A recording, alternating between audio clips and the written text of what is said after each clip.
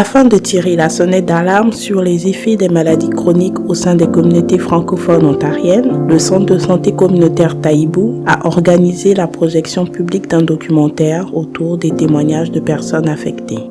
Suivons leurs histoires.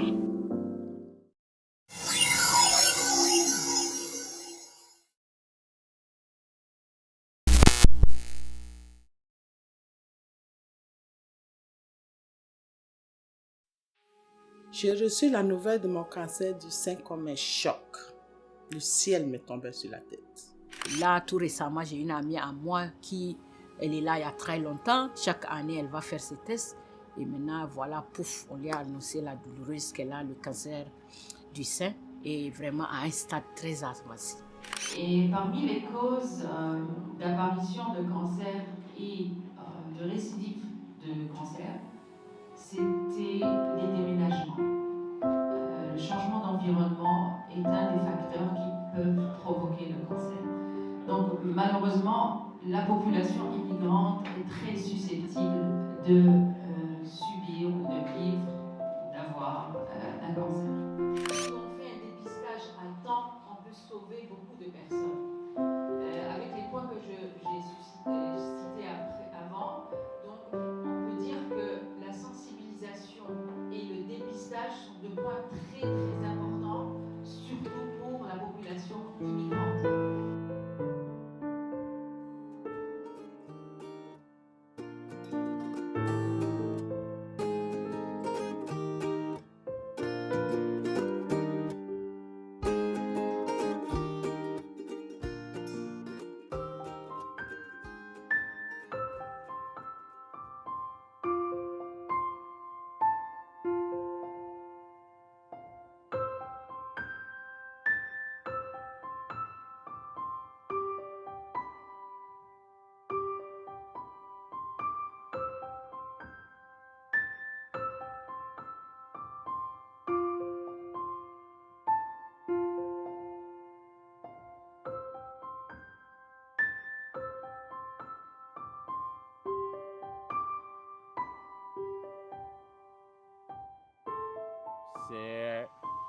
Ce sont mes collègues qui me parlaient de burn-out. Et puis, c'est comme ça qu'ils parlaient de marcher dans les bois, aller faire du ski de fond en hiver, des choses comme ça. Bon, moi, je viens d'un pays où il n'y a pas ça. Chez nous, c'est la chaleur, quoi. On va pas marcher dans les bois, les forêts, des choses comme ça, là. Donc, c'était la première fois, parce que les gens disaient il faut faire du sport, il faut faire ce genre de choses-là pour éviter le burn-out. Nous, on faisait pas ça. Nous, on connaissait pas ça. Bon, moi, je suis arrivé ici il y a quand même quelques années, et puis j'ai laissé des gens derrière moi là-bas au pays, et puis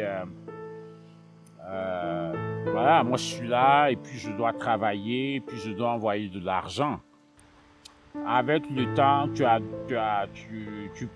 tu gardes quand même les 2 emplois que tu as, et puis tu avances avec ça, quoi. C'est là comme ça que tu commences à tomber dans un trou. Vous savez, c'est l'orgueil, hein. Tu commences à vouloir travailler fort, tu oublies de prendre soin de toi-même.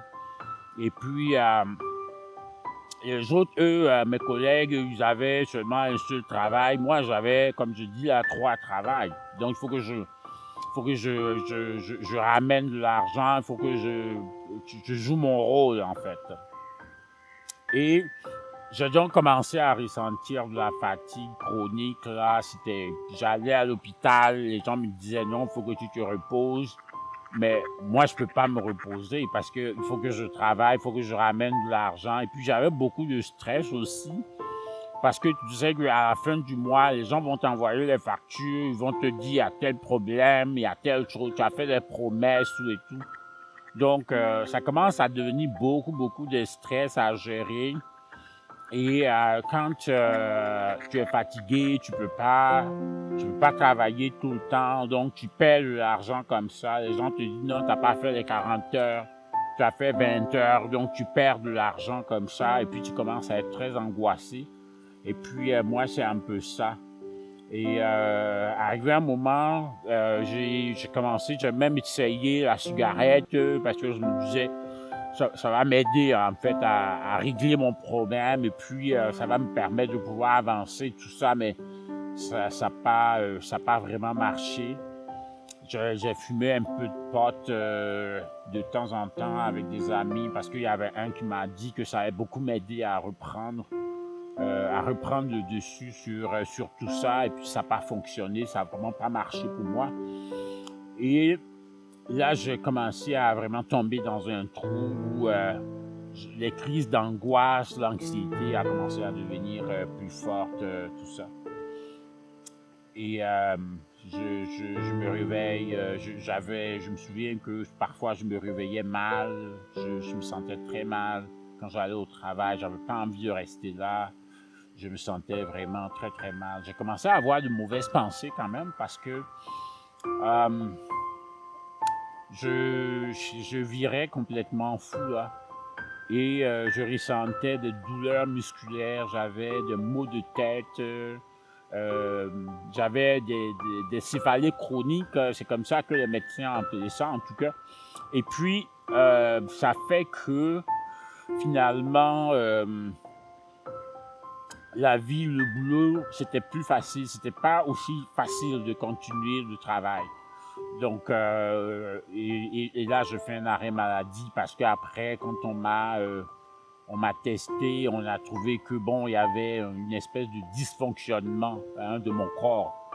C'était vraiment assez terrible. Et puis, là, moi, j'avais honte d'appeler au pays pour dire que bon, je pouvais plus travailler parce que là, moi, j'étais en arrêt maladie carrément. Je pouvais plus travailler. Et puis, les gens m'envoyaient des messages sur messages. Arrivé à un certain moment, j'ai craqué.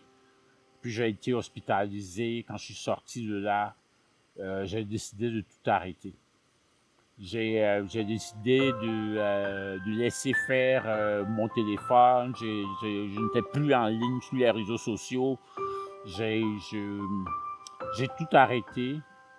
Et puis, là, à partir de là, je voyais maintenant mon médecin qui me disait qu'il fallait que je fasse la marche, il fallait que j'aille dans les espaces verts, que je me promène dans la nature, hiver, été, tout ça. Et j'ai commencé à faire ça. Je pensais même pas à un moment que j'allais me retrouver en train de marcher dans la nature, comme mes collègues parlaient. Je pensais pas à un moment que j'allais commencer à venir là comme ça pour regarder les canards. Tout ça, ça me fait du bien. Ça fait que j'ai coupé avec la famille de l'autre côté. Et puis, j'ai commencé à me concentrer vraiment sur moi-même parce que je n'avais personne. J'étais vraiment seul et puis il a vraiment fallu c'est quand j'ai touché vraiment le fond que j'ai vu que ça, c'était vraiment très, très grave. Je pense juste à mes parents, peut-être à ma mère, mais je prends beaucoup, beaucoup, beaucoup soin de moi-même. Je sors beaucoup dans la nature et puis j'essaie de profiter. Donc, je pense qu'absolument, il faut prendre soin de soi. Il faut penser à qui on est, il faut aimer ça, il faut faire le bilan de santé annuel. Ça aussi, c'est important pour le bien-être. Il faut vraiment faut penser à soi, il faut penser à sa santé avant tout. Il faut vivre, il faut sortir, il faut respirer l'air, il faut faire ça.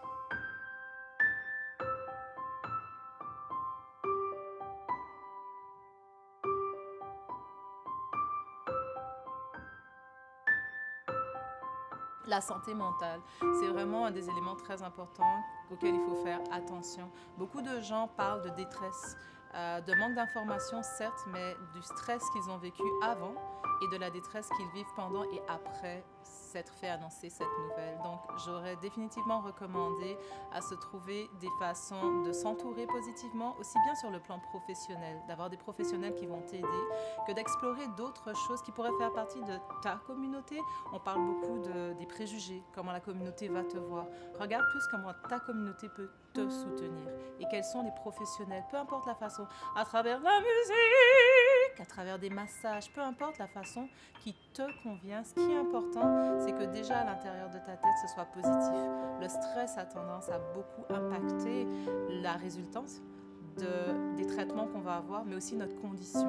Donc, fais attention à comment tu te sens, fais attention à toi, prends soin de tes pensées pour pouvoir, dans un premier lieu, rester positif et en bonne santé mentale. La santé, telle que nous venons de le voir dans cette vidéo, dans ce mini-film, est vraiment un état de bien-être global.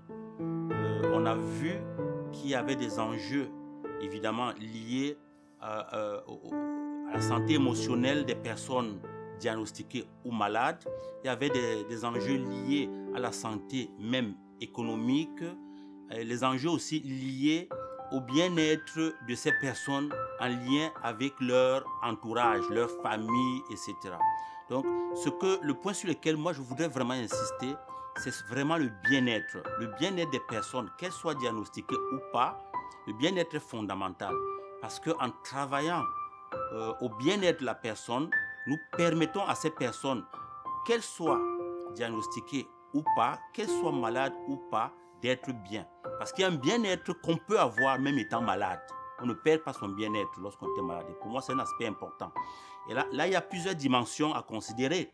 Il y a la dimension communautaire, de l'environnement. C'est important de voir le contexte dans lequel la personne qui est diagnostiquée ou malade vit.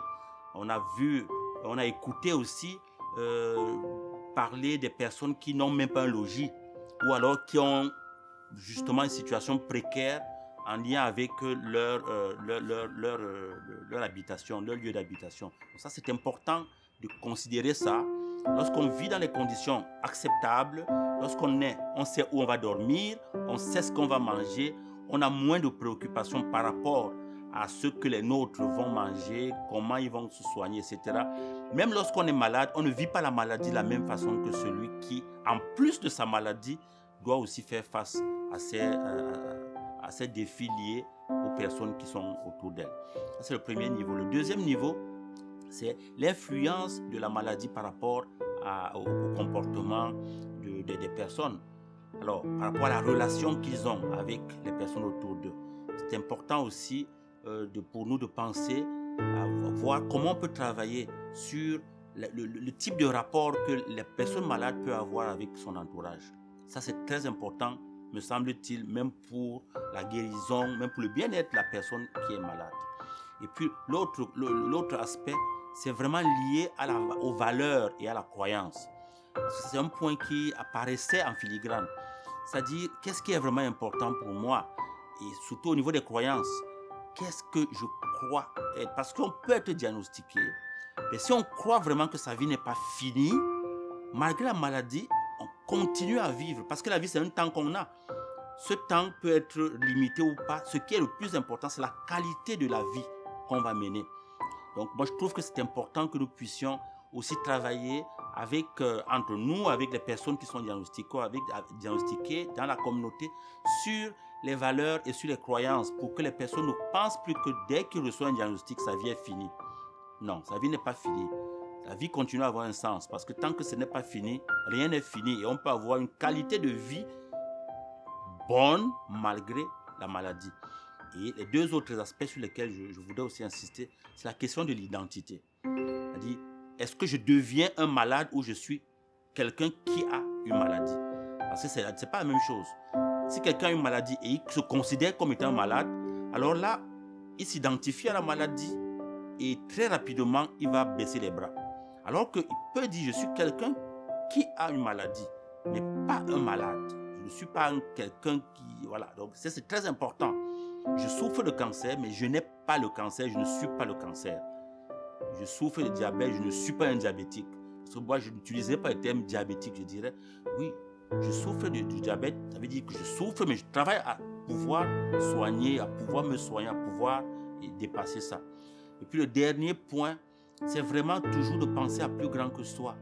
Parce que là, c'est la question de la vision que nous avons de notre être comme être, même avec la maladie. C'est quoi ma vision?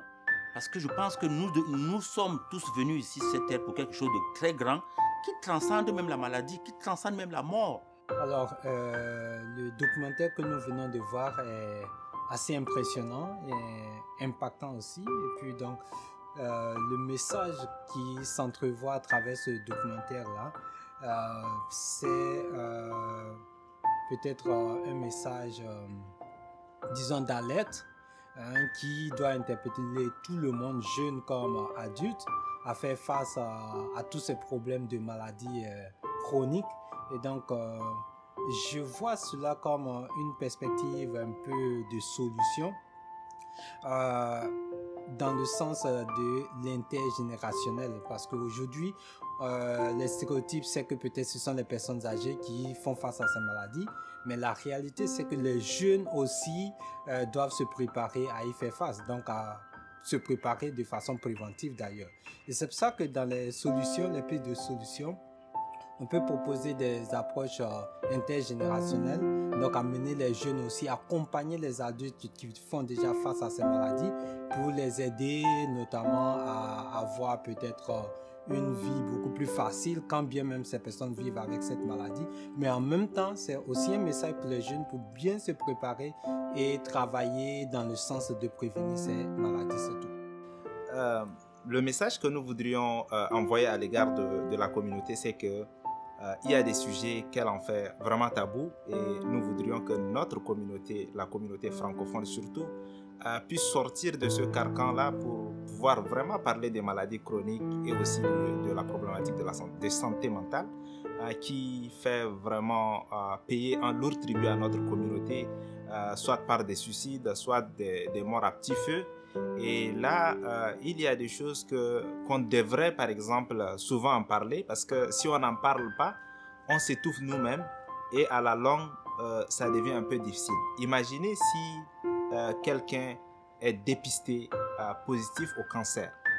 Donc, si on dit à la personne que vous avez le cancer, vous êtes dans un pays étranger où il n'y a pas toute votre famille, vous allez vivre cette maladie seul, vous allez compatir seul, et vous allez vous brûler seul. Et là, qu'est-ce qui se passe par la suite? Il faudra en parler. Il faudra être ouvert à parler à son médecin, à son entourage de ces maladies-là surtout. Et nous qui travaillons auprès de cette communauté de façon directe, savons de quoi il s'agit et comment cette communauté est en train de souffrir de ces maux-là. Parce qu'on n'en parle pas. Mais aujourd'hui, pour ceux qui se sont ouverts et qui se sont donnés au dépistage, ils savent au moins leur statut par rapport à ces maladies-là. Et ça leur permet quand même de prendre des mesures au cas où ils ne sont pas malades, de prendre des mesures pour éviter cette maladie. Et au cas où ils sont malades, au moins ils ont le temps, comme on appelle, d'éviter les conséquences fâcheuses.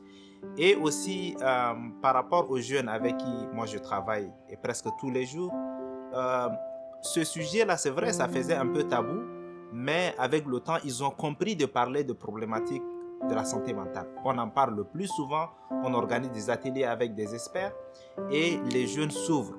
Et ils posent des questions même en dehors des ateliers, en dehors des activités. Et quand ils viennent nous voir pour des choses confidentielles, ils nous en parlent. Et ça nous fait chaud au cœur de leur chercher des ressources pour pouvoir les aider. Et comme aujourd'hui, vous l'avez constaté, plusieurs leaders d'organismes étaient là, des leaders religieux étaient là, les jeunes eux-mêmes et aussi les membres de la communauté étaient là. Ensemble, nous avons entonné l'hymne de la sensibilisation. Comme quoi, le dépistage précoce, ça sauve des vies. Et quand ça sauve des vies, ça sauve des familles. Et quand ça sauve des familles, ça sauve une communauté.